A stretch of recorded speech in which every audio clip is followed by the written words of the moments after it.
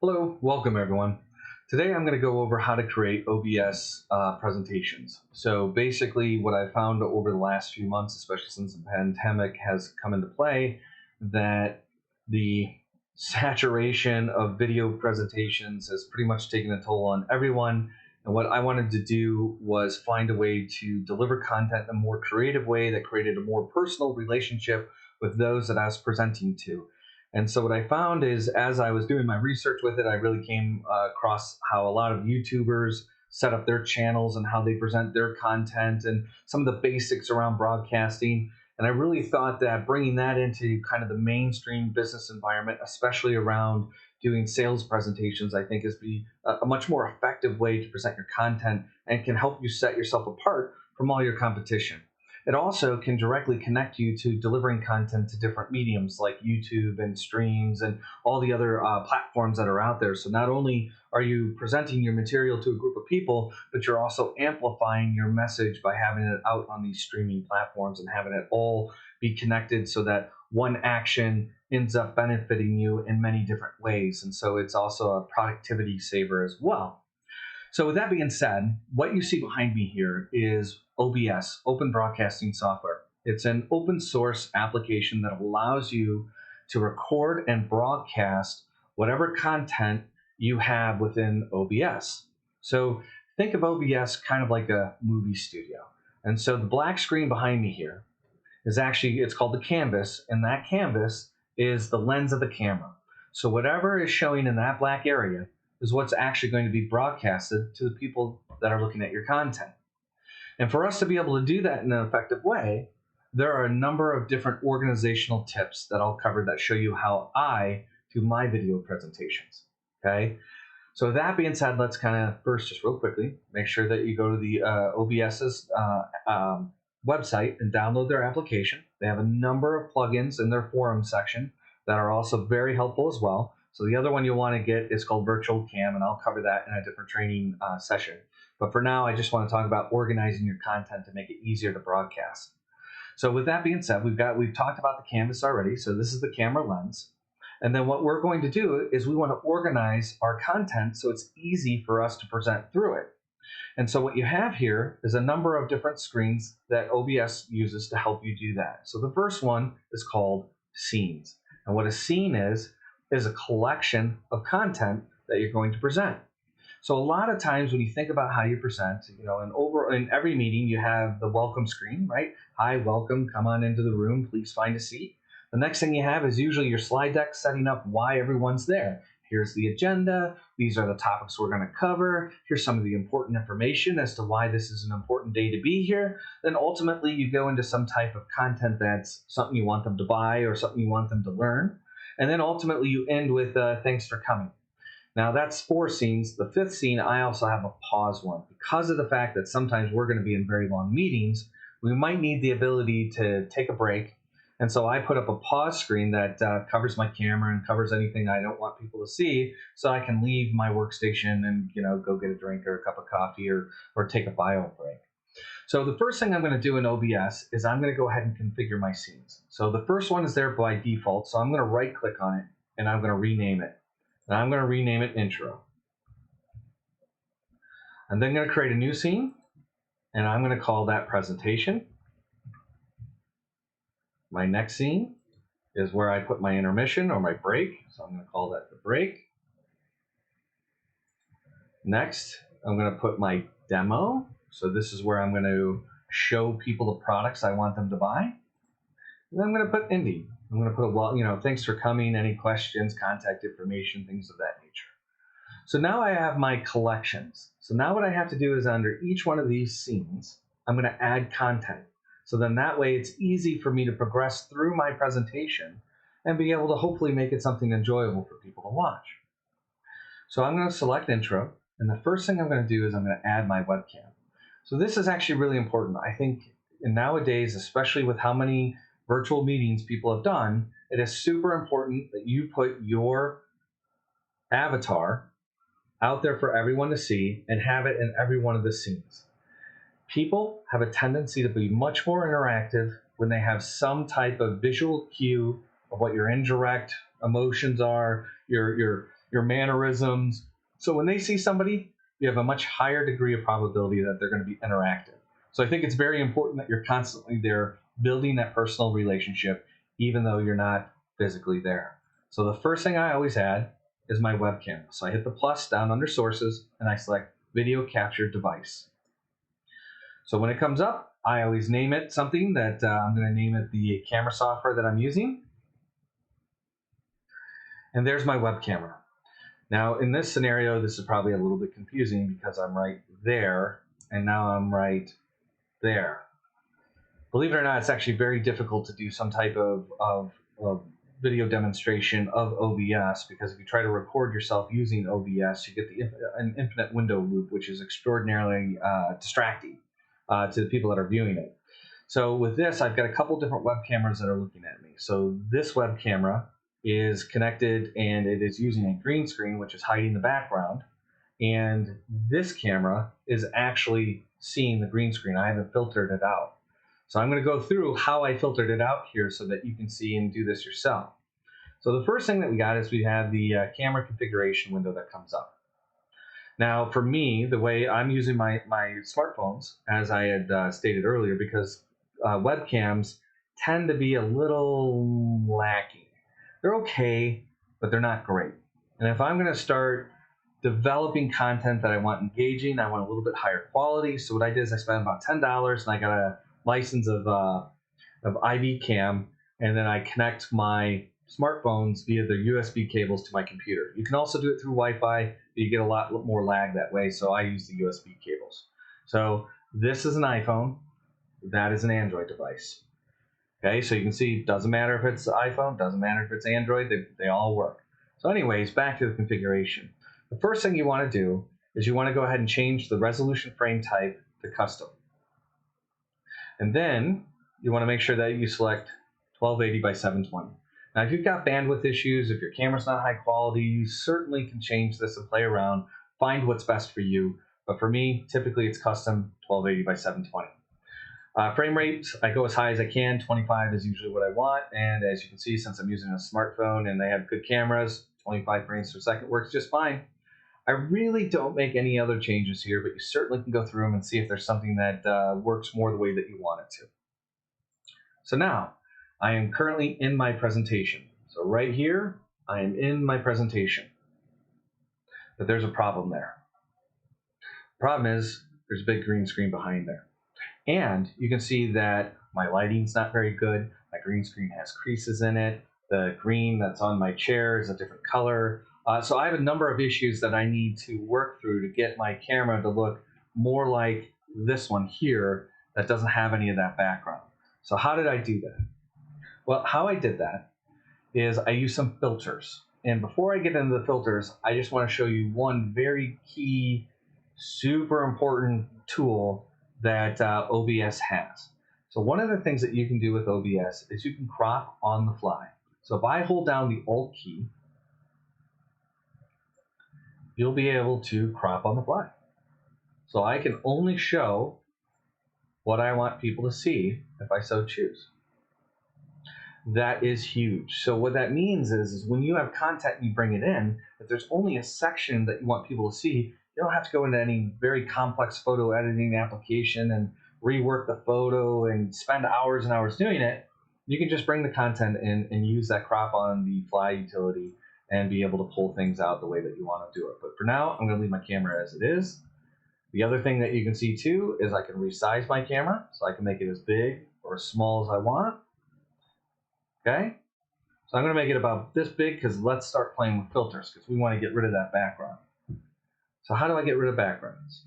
First thing I do is I go over to my source and I right click on it and I go to filters.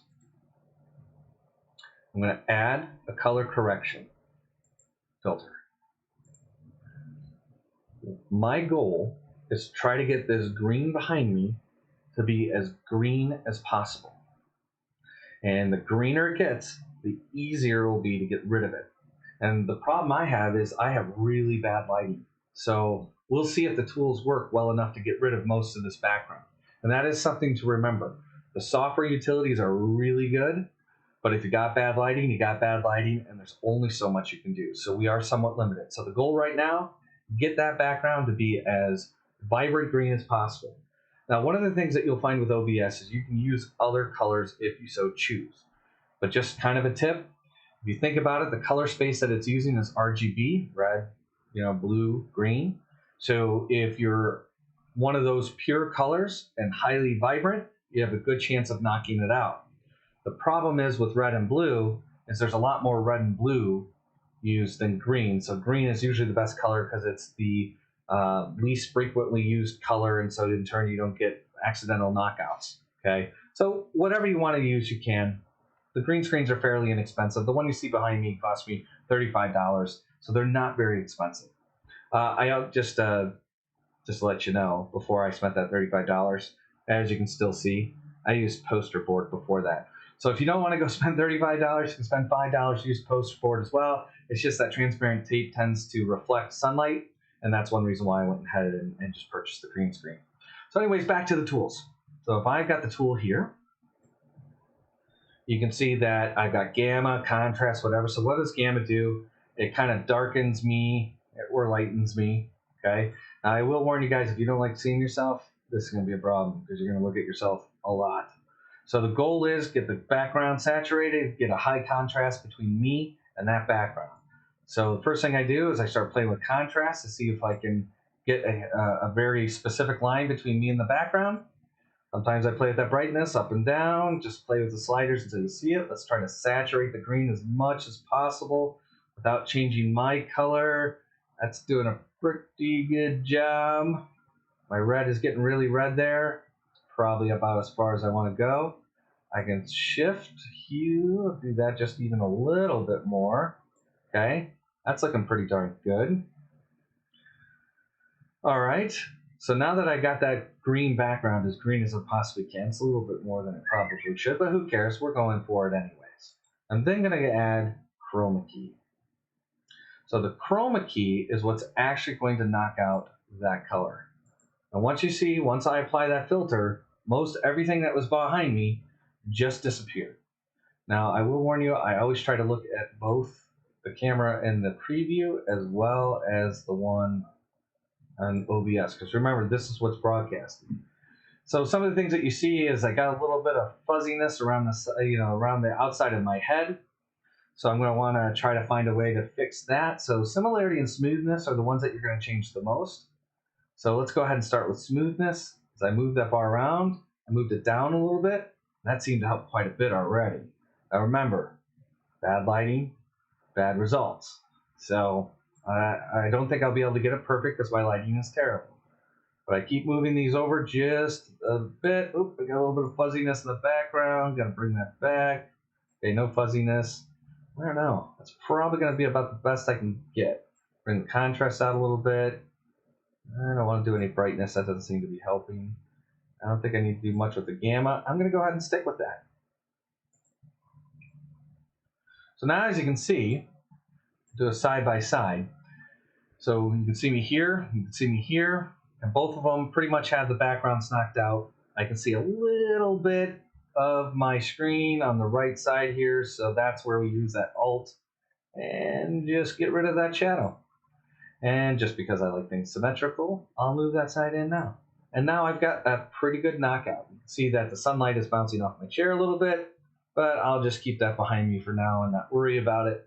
So lo and behold, I now am floating in space. So the next thing I want to do is I want to bring a background in. So what I did is I went out and I found a PowerPoint slide that had a background that the company had created. And I'm going to go ahead and select that. So what I did is I added a new source. Let me just go back. I kind of did that fast, didn't I? Added a new source. And I went to image because it's a JPEG. And I'm going to call it title background. And I'm going to navigate out to where it's at. And here's one right here. And lo and behold, I now have a background. The problem is the background's on top of my face. And so you can't see me. So how this works is how the overlay works is top is first and everything else is behind. So what I need to do is select me and bring myself back to the front. And here I am. So I now have a background And that background I can change to whatever I want, any image file. And I can make myself bigger or smaller, whatever I feel is the right size for the content. I can even move myself off of the screen a little bit if I so want to, or bring myself back on. So you've got full control as to how you want to be presented in here.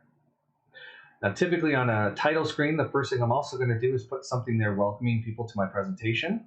Hang on, I see a little thing sneaking in over there on the side, so I'm just going to hide that. Okay. So I'm going to add text to my background. I'm going to come down to sources, hit the plus, go to text. I'm going to name it welcome message.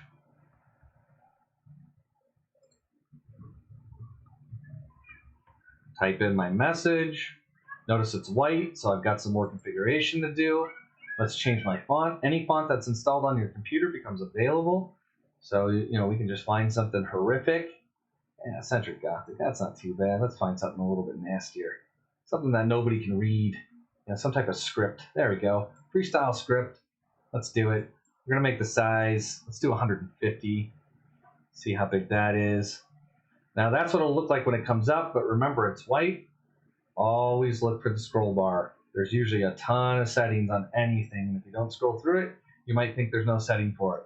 So here's font color. I'm going to go ahead and make it black. Okay? So with that, I'm just going to drag it over. Now notice I did dictate the size of that font, but it's a little bit small. So can I make it bigger? I certainly can. So I can just resize it. One of the things I notice is because it's such a thin font that it kind of falls into the background a little bit too much. So one of the things you can do is you can also, one of the settings is the background. So I can bring in a background. I'm not going to make it much. Just dirty the white a little bit there, which will put a contrast on the black. As you can see there, you can kind of see the edge, but it made the black stick out. So you can play around with that. The other thing that I can do is I need to put some directions. This is really important. As you start to create backgrounds for Zoom, and this is my landing page, so I could also use this as my general webcam background too, is that people don't know how to use Teams or log me in or any of these settings. So if you're presenting through your web camera and they don't know to right click on it and pin your camera so it becomes full screen, then they lose your content. Because if you've got a million people in the meeting, you just become a grid view. So one of the things you may want to do is add a little bit of instructions for somebody to know what they're supposed to do. So I hit plus. I'm going to add another text box. I'm going to call this directions. Probably misspelled it. We won't tell them. And we're going to tell them what they need to do. Please right click on my camera.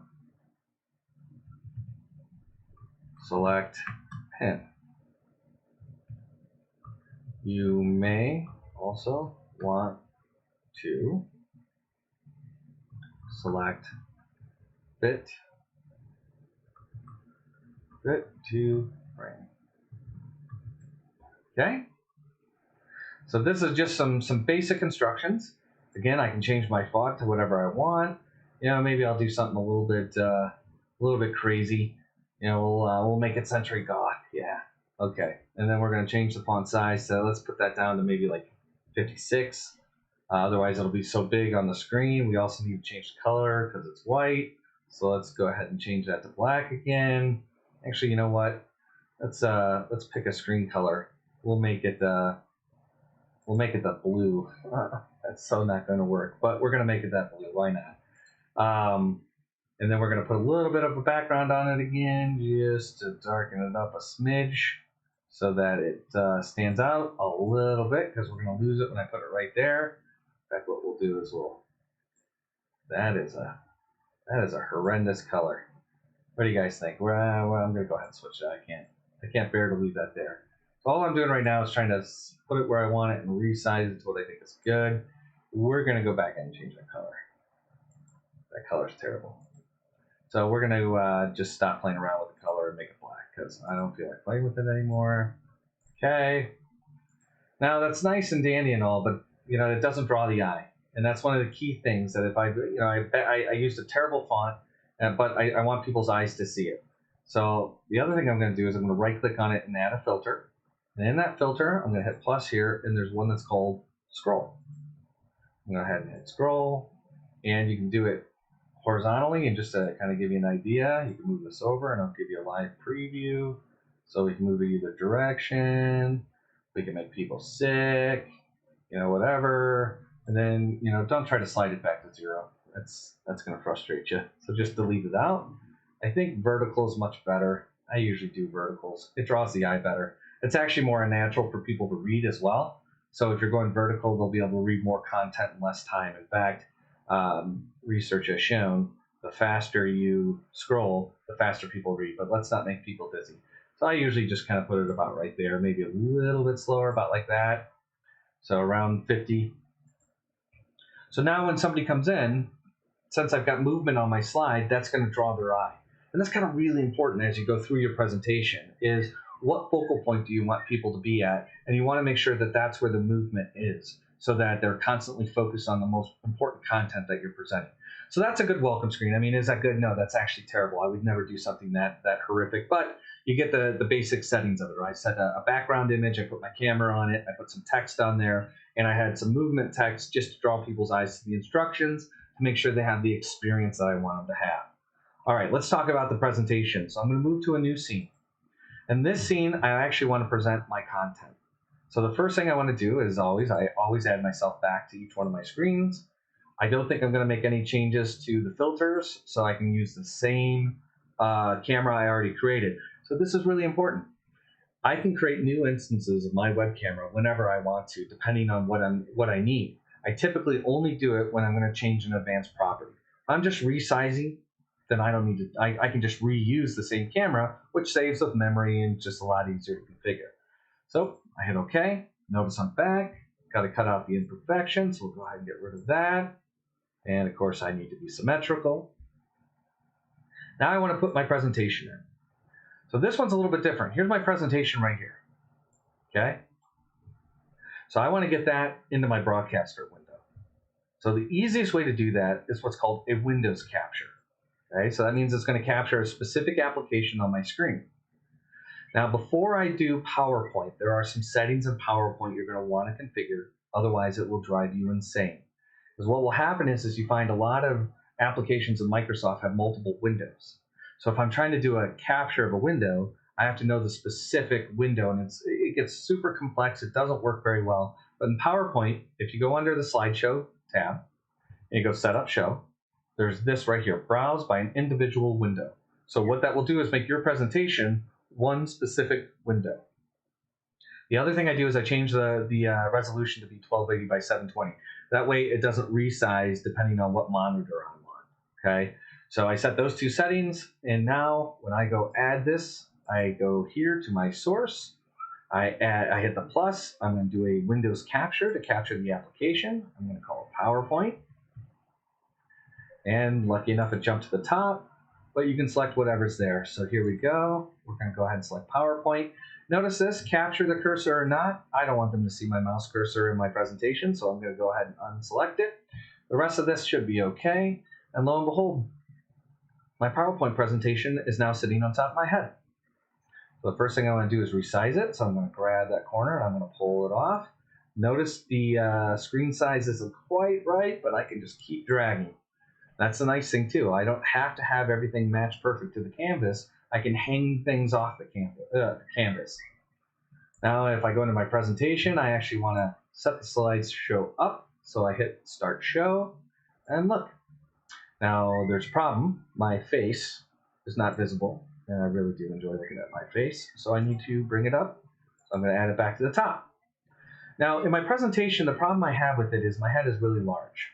And as I resize it, no matter where I put myself in here, I don't like it. So what I can do is I can create a cutout, which is what I did. So I'm going to add a new source. It's an image file, because I created an image. I'm going to call it cutout. And I'm going to navigate to where that file is, which is right here. And there you go. Now notice how there's a cutout in that. Okay? Now how I did that is it's a PNG file instead of a JPEG. So you want to make sure that if you're going to do a cutout or have what's called a transparent border or transparency within your photo, you got to make sure it's a PNG. There are lots of free video editors or photo editors online that'll help you with that. So one of the first things that you might see is that I hit the wrong button. The other thing is that I have this huge border around there. So I'm going to hold down Alt, and I'm going to go ahead and do my on-the-fly cropping to get that. Oops, grab the wrong thing there. That happens a lot. If you ever get lost in what you're actually selecting, you can select it in the source to take focus. And I hold down Alt again, and now look at that. I got it to be the right size. I typically put my face in the upper right for my presentation. Might make myself that big. Now let's go put myself in there. So I'm going to make myself a little bit smaller so that my noggin fits in my little portal. Oh, so nice. So nice. Make myself just a little bit smaller. Okay, so now I'm in the presentation. So this way my face is still there. You can see me talking, but I'm not obtrusive. You can still see my content. My content is still the main focus, but you can see that I'm there. The other thing that I may do is that background's slightly off in color. So sometimes what I'll do is I'll go through the properties. Excuse me. I'll put a filter in there, and I can make it transparent. Right? If you remember the color correction, you can add that. Come down here, and I can start to make that a little invisible, so it blends a little bit better. Okay, and then I can do that with my camera as well. So I can go under my filters. Now, if you remember, I said that if you're going to change an advanced setting, it's going to change everywhere. So that's going to be a problem. If you're going to make myself a little bit invisible, which I am going to do, I actually have to create a new instance of my camera. So I'm going to have to actually get rid of that because it will change it for all instances of IV Cam. So that means on my last scene, that camera will become invisible. So I'm going to remove myself out for a second. I'm going to add in a new video capture device. I'm going to call it Presme. And then real quickly, I got to reset my camera up. If you remember, I said custom, 1280, it's 25, worked good. I got to now add those filters again. So we already got the color correction. It's the wrong thing. We got to get the camera, filters. We're going to add the color correction.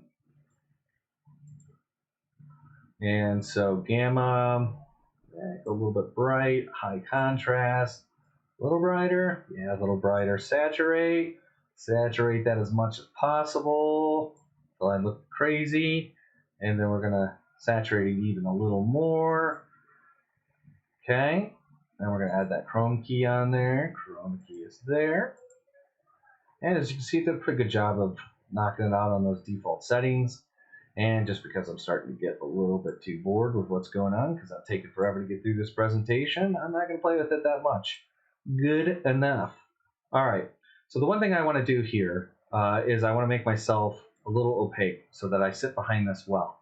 So I'm going to go ahead and move myself down about right there. So I'm still visible. See how I'm in, I'm translucent? So I'm going to resize myself way down. I'm going to move myself into the camera hole. I want to make sure I fill it up. So I'm going to make myself a little bigger. And then I'm going to put myself behind the cutout. So there. So now I am still in it. But again, I haven't made myself obtrusive to the overall presentation. So now when I go to my presentation, now notice I still control my presentation in PowerPoint, but then it's going to change in OBS. So now as I go through my slides, I'm still there and I'm still talking, but again, I'm not taking away from my content. So I think it's important to do that because it keeps people engaged knowing that it's there. It's almost, I think, like the paranoia that somebody can see you through the camera, even though it's impossible, but whatever. So that's how I set up my presentations. Let's talk about break screens. So now, if we look real quickly, here's my opening, here's my presentations. So the next thing is we need to take a break. For my break, I always just add some type of background. Oops, sorry, I already used that somewhere. Let's call that intermission then. I know I didn't type that ever. And I created this one, okay? So I got a nice little waiting room that, you know, we're all out there waiting for the meeting to start or all taking a break, getting coffee, whatever it is. But this is kind of boring. The problem is with leaving a screen like this is that people may think you locked up and you're not there anymore. So you always, if you're going to do just like a cut screen or something that's, you know, blank, you want to make sure there's an animation there so that people know that it's still live, that something didn't disappear. So what I do is I go find some free looped media. So my source I'm going to grab is going to be a media source. I'm going to call it dust. It's going to be a local file. I want it to loop, and I want it to restart every time I come in. I don't need it to show the ending. I'm going to browse out to where I have that. I have two that are here. We're going to start with, let's start with the green particles. You know what? No, we're going to do stars rising because it's not green. So this one's actually could be quite difficult to get rid of that background. So as you can see, I have that movie. It's just some dust particles. Where did I get this from? I ripped it from YouTube because it was supposedly free with no copyright, and I would hate to plagiarize. So anyways, what we need to do is make this just be an overlay as opposed to opaque. So what I'm going to do is I'm going to right click on it, and I'm going to go to a filter. Now we already talked about how we make things invisible, and we also talked about knocking out colors. So because that's a dark color, maybe I'll be able to do the chroma key without a color correction. So let's go back to chroma key. And let's see. Now I don't think green's going to do anything for us. So we're going to select a custom color. You notice green comes up. Well, when you do this, we've got this pick screen color. So what I'm going to do is try to find the most common color in there. And I'm going to select it. Eesh, let's see what happens. Okay. So it kind of disappeared on us, but if I move the sliders around, can I ever get it to come back? Okay, that kind of made it come back. It certainly didn't. All right, so the goal is I want the particles to be as bright as possible. So this may be difficult. And that's because I didn't do any color correction. So if it just gets too crazy, then we might have to go back and do a color correction. Okay, and so this one, it can get quite hard trying to work all this out. I can already see I'm going to have to do a color correction. So whenever you toast something up too much, what you want to do is we're going to add that color correction first. We're going to move it up, so it's the first thing we do. And I always come back and default that. So what I want to do, remember what I said, you want to try to get it to be as green or as blue or as red as possible. So my goal is to try to make this as green as possible. Let's see what we can do here. Now that's black. Black's a hard one to get rid of. So let's play over here. Brighten it up. Maybe brighten it up is a better way to go. Yeah. And this is all trial and error. If you think I know what I'm doing, I'm just playing like anyone else. Okay. So that's kind of getting it. If I hue shift it, what do I get with hue shift? Okay. I don't know. Should be able to get this to work. Okay, go back over to chroma key. Notice it was the chroma key that actually knocked that out. So you can make things visible and make them invisible by selecting the little eyes next to everything. Okay, so we're going to do another custom. We're going to select our color, and we're going to do a screen pick. Let's see if, you know, like this will work. Okay. I don't know. Oh, that changed a little bit too much, didn't it? So this one's a tough one. So the other thing that you can do, kind of make it invisible to help you.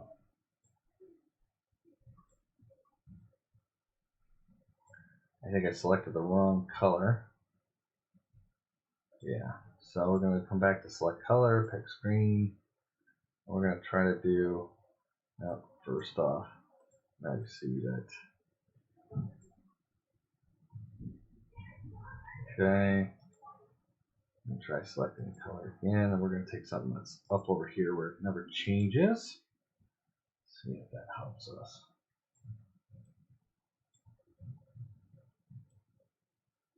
Okay. Okay. What we want is dots. Get the dots shining as bright as they can. Out. That's showing. I think this will work a lot better for us. Use gamma to darken it down a bit. That'll get a few more of the. See, so we got some particles going through there, right? Not great, but it's getting there. Let's see if we can get it just a smidge better.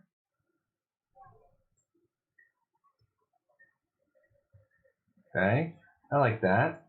And then what we'll do is just make it a little less opaque. And boom.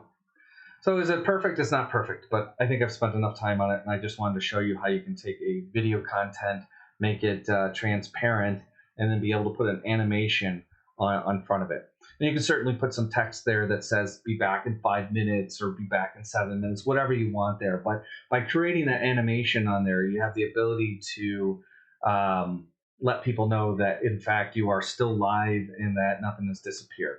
Okay? So enough on that. So just to kind of recap real quick, here's my presentation screen, or my intro. Here's me presenting, and then also our break screen.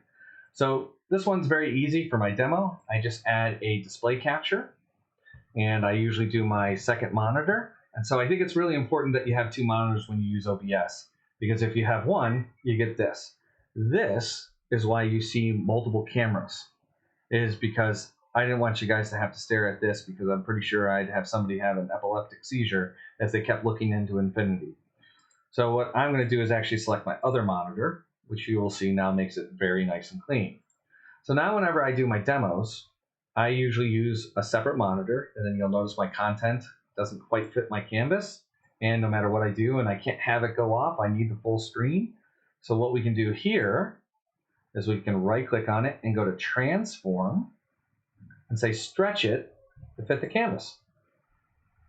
So now when I'm over showing people how to use my products, I can interact with it and they can follow along. Now remember, this is actually showing up through my webcam in Teams. So if somebody hasn't right-clicked on your webcam and pinned it, they're going to see it as just a small little camera.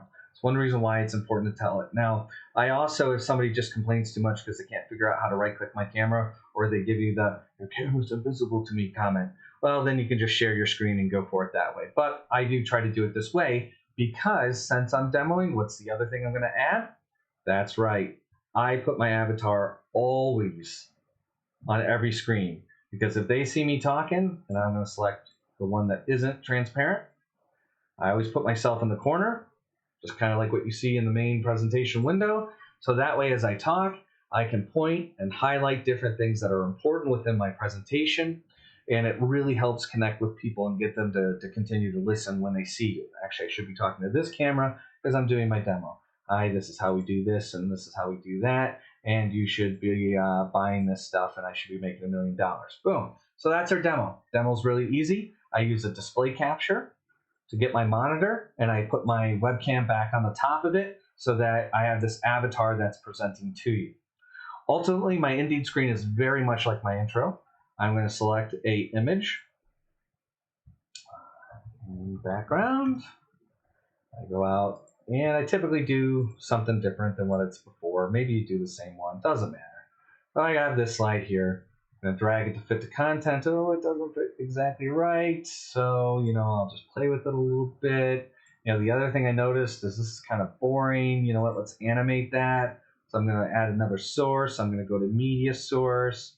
I'm not going to use the same dust one. That was an extraordinarily annoying one to color create. So I'm going to loop it, always loop it, restart it when it comes back. I don't want it to end.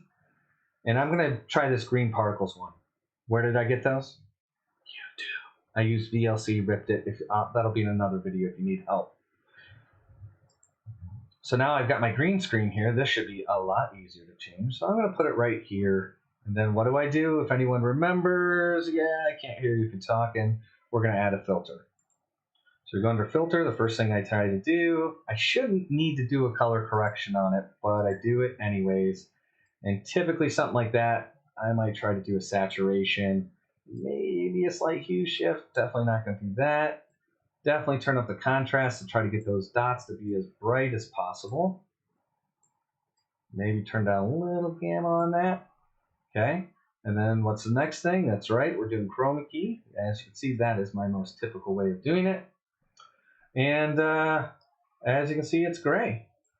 Now I might turn down the similarity and see if I can get a few more dots in there. Maybe turn this down. Looks like there's some good dots in there. Okay, I don't even need to worry about the opaque. Contrast, we'll turn up the contrast. Turn up the brightness as much as possible. Yeah, I think that's probably good.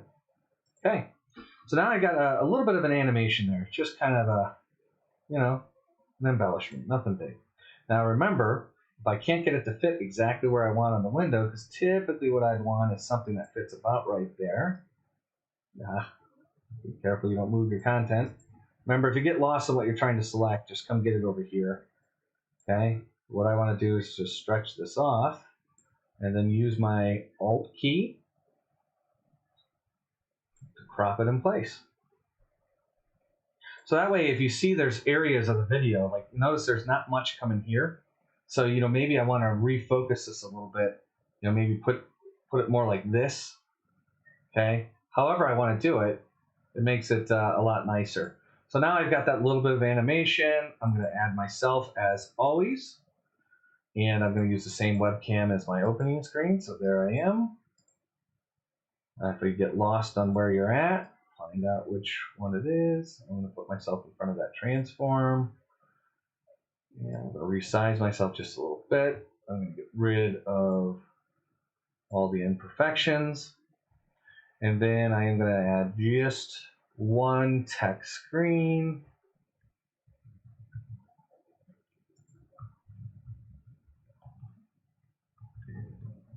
Night. Nothing big. Put that font down to, let's say, 100. Yeah, let's go a little bit smaller. 75. 75. And we got to change that color because it's white. Make sure you change the background color. We're going to make it black again. And boom. Make it a little bit bigger to fit exactly what I want. And you're set. So when you look at our presentation here, how this would work is we'd start with our intro screen. Okay. Welcome. Thank you. I hope that you enjoy the show. I move over to my presentation. I bring up my presentation slide. I navigate through my slides so that people see why they came to my meeting. All right, everyone, you got a 5-minute coffee break. Make sure it's animated so that they know that this is just paused and not gone. I can then go to my demo screen. Hey, buy this, sell that, whatever it is. And ultimately, thanks for coming. There's only one little thing that I'm going to add on to this, and that's this section right here. Okay, you do have the ability to change how you transition between. I like the move one the best, but whichever one you want, you can do. If I select cut, what that will be is just a straight move. There's no animation, very, very specific. You can do a fade. Okay, so if you like that one, doesn't matter which one you use. I just like the move one. You even have a Luna wipe. Yeah, screen scrape, right? What is that, from The Simpsons, I think? Okay, so whichever one is the best for you. I like move just because it kind of repositions and it changes it up. Okay, so that's the end of my presentation as far as this part goes. I hope it was helpful. It's very simplistic once you get going and to realize that you have huge amounts of control over it. The only other thing, like I said at the beginning of the presentation, is you want to make sure that you get the VirtualCam plugin. It's free, download it from OBS's website, and what it will do is allow you to take whatever you're broadcasting and move it into your webcam, into your remote meeting software, whether it's Teams or etc. And then that's how you broadcast your meeting. Now, as far as OBS goes, if you want to record, that's over here. I've got the ability to stream directly to YouTube. I've got the ability to record to a file to my hard drive. The only other thing I'll show you is the studio mode. Studio mode is very helpful when you're setting scenes up. So for instance, what you see on the left is what's going to come. What's on the right is what people are seeing, and they'll only see things when I transition. Okay, so then this way I can get ready. So I can sit there and be talking, look, and be like, oh man, my presentation isn't upright. So I can sit there and continue to, tell my stupid jokes, whatever you need to, delay, and then you get it back to the right slide and you transition, boom, now they see the right slide. So this gives you the ability to see what's up and what's coming next. I don't really use it because I get confused. I start looking at, the left side, forget that the right is what everyone's looking at. But if it so helps, that's what Studio Mode does. And with that, I'm going to end my presentation. Thank you very much for joining me today. I hope this is helpful. If you have any questions, please feel to reach out to me. Thank you and goodbye.